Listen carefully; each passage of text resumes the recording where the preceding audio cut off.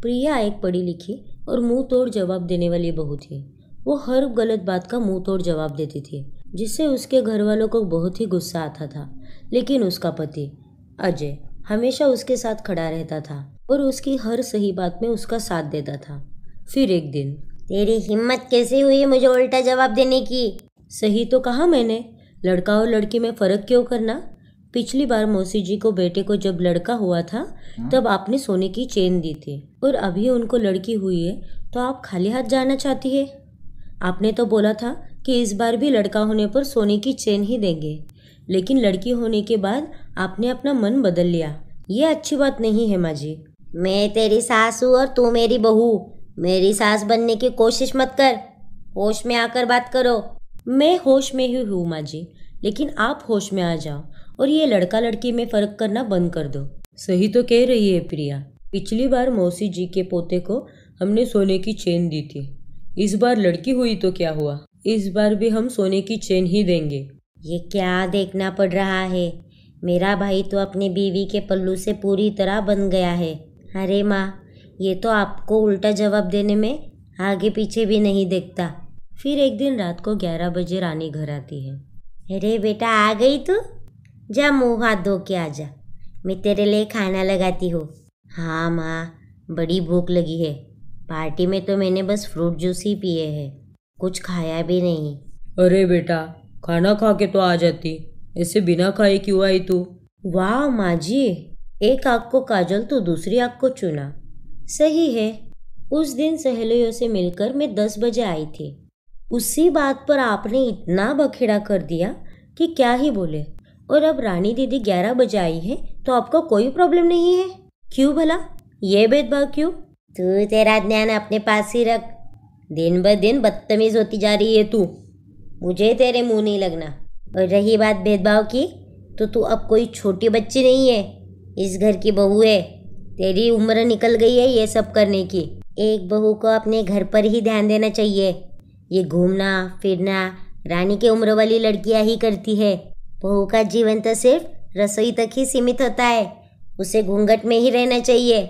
आपकी सोच कितनी गिरी हुई है माँ जी, मुझे तो आप पर शर्म आ रही है। आप जैसे लोगों की वजह से हमारे समाज का नाम खराब हो रहा है, और आप जैसे लोग ही हमारे प्रगतिशील देश के लिए हानिकारक हैं। आप लोग अपनी ये घटिया सोच नहीं बदलेंगे तो कौन बदलेगा? एक लड़की का जीवन शादी के बाद बदल नहीं जाता। ये ससुराल मेरा घर है, कोई जेल नहीं। सही कहा प्रिया तूने। और माँ, अगर आपने रानी पे कोई बंधन नहीं लगाया तो प्रिया पर क्यों लगा रही हो? ये जो चाहे कर सकती है, इसे जहाँ जाना है वो वहाँ जाएगी। इसका जीवन कोई रसोई तक सीमित नहीं है, और इसे घूंघट पहनना है तो ये पहनेगी, नहीं पहनना तो नहीं पहनेगी, और आप लोग इसे कुछ नहीं कहेंगे। वाह भैया, आप तो भाभी का पालतू कुत्ता बन गए हो। अच्छा है, लगे रहो। और क्या ही काम है आपको? अगले दिन सुबह नौकरानी भानु अपने पैसे लेने आती है।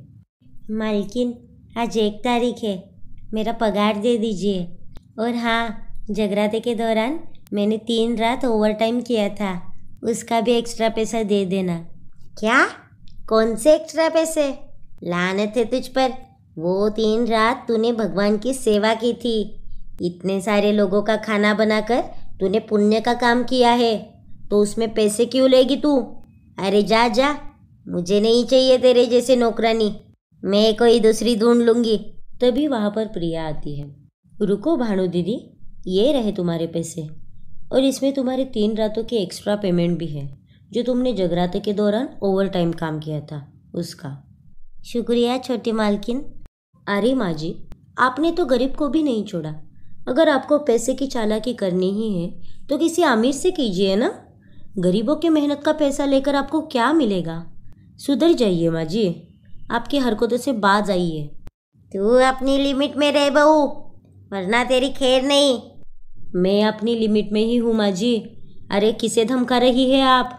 जो गलत है वो गलत है, आप इसे मेरी बदतमीजी ही समझिए, मुझे कोई फर्क नहीं पड़ता। फिर प्रिया वहाँ से चली जाती है। पता नहीं कौन से मुहूर्त पर मैंने इसे अपनी बहू बनाया। मेरे तो भाग ही फूटे हैं जो मुझे ऐसी मुफ्त बहू मिली। इतने ताने तो मुझे आज तक मेरी सास ने भी नहीं दिए जितने ये कलमुई मुझे रोज देती है। फिर एक दिन प्रिया बाजार से सामान खरीद के घर आ रही होती है। तभी वो देखती है कि उसके ससुर जी पार्क में बैठकर अपने दोस्तों के साथ सिगरेट पी रहे होते हैं। फिर रात में घर पर, पापा जी सच सच बताना, आज आप पार्क में क्या कर रहे थे? क्या कर रहा था मतलब? अरे हम सब दोस्त मिलकर पार्क में कसरत करते हैं, गप्पे मारते हैं, और क्या करेंगे। झूठ मत बोलिए पापा जी। माँ जी, मैंने पापा जी को आज पार्क में सिगरेट पीते हुए देखा। क्या तुझे शर्म नहीं आती बहू, जो अपने ससुर पर इतना घटिया इल्ज़ाम लगा रही हो? अपनी तमीज़ वमीज़ सब भूल गई क्या, या मायके छोड़ के आई हो? तेरे माँ बाप ने तुझे कुछ सिखाया कि नहीं? क्या अपने सास ससुर से ऐसी बात की जाती है, बेवकूफ़ लड़की? ये सब बोलने से पहले सोच तो लिया करो, जो जी में आया बोल देती है। भाभी, मुझे लगता है ना आपको कोई मेंटल प्रॉब्लम है, जो हर बात का बखेड़ा कर देती हो, इसीलिए आपको कोई पसंद नहीं करता सिवाय मेरे भाई के। अपनी बकवास बंद करो तुम। प्रिया हमेशा सच का साथ देती है, और सच हमेशा कड़वा होता है, इसीलिए इसे कोई पसंद नहीं करता। बहू, अपने ससुर जी से माफ़ी मांगो। बिल्कुल नहीं, मैं और गलत का साथ कभी नहीं। मैं पापा जी से माफ़ी नहीं मांगूंगी। इस तरह प्रिया किसी के आगे नहीं झुकती। उसे गलत बिल्कुल भी बर्दाश्त नहीं होता। लोग उसे पसंद करें या ना करें, उसे उन सब बातों का कोई फ़र्क नहीं पड़ता था। फिर एक दिन रानी को घर आने में बहुत देर होती है। तब तक तो सारे घर वाले सोए हुए होते हैं। प्रिया भी सोई हुई होती है कि तभी उसको कोई आवाज़ सुनाई देती है। वो उठती है और खिड़की से झांक कर देखती है। वहाँ पर कुछ गुंडे रानी को परेशान कर रहे होते हैं। तभी वो घर से बाहर आती है। अरे मैडम, इतना बन ठन कर कहाँ जा रही हो? दिखने में तो बहुत ही सुंदर हो। तुमको हो तो तुम्हारे घर छोड़ दूँ या फिर मेरे ही घर चले? क्या कहती हो? जाने दो मुझे, अकेले छोड़ो। और अगर जाने नहीं दिया तो क्या कर लोगी, बोलो? तभी वहाँ पर प्रिया आती है और वो अकेले ही उन गुंडों की धुलाई करती है। प्रिया उन गुंडों को मार भगाती है और यहाँ पर डरी हुई रानी रोने लगती है। भाभी, आज आप नहीं होते तो पता नहीं क्या होता। अगले दिन सुबह प्रिया अपने सास ससुर को सब बात बताती है। उसकी बातें सुनकर सास ससुर भी बहुत शर्मिंदा होते हैं। उनको अपनी गलतियों का एहसास होता है। हमें माफ़ कर दे बहू, बहुत बड़ी भूल हुई हमसे। आज पता चला कि तू क्या है। अब तक लगता था कि तू जानबूझकर उल्टा जवाब देती है, लेकिन आज तूने मेरी बेटी की जान बचाई।